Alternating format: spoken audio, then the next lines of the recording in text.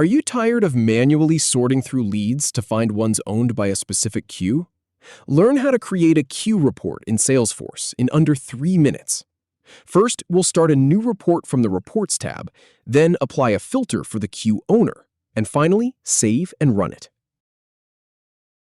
Start by clicking the Reports tab to open the Reports section.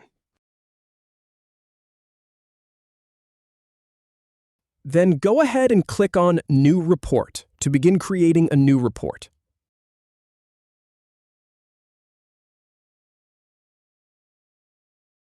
Now, you'll choose a report type. Select Leads from the list of options. Once you've highlighted Leads, click Continue to move forward. Click on Continue.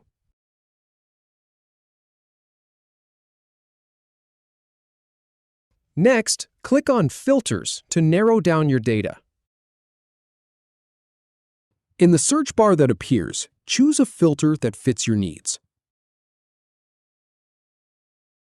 Then select Lead Owner from the filter options.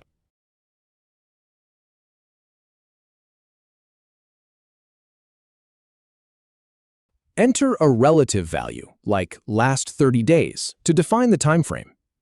Click Apply to set the filter.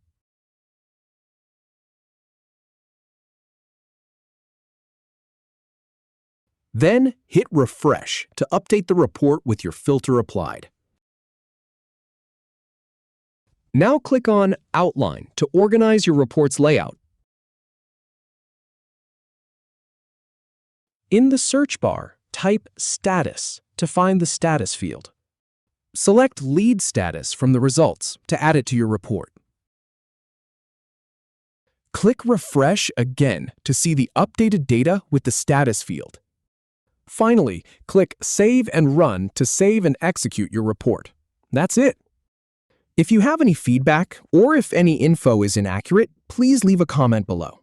We'll do our best to answer or redo the video if needed. Thanks for watching.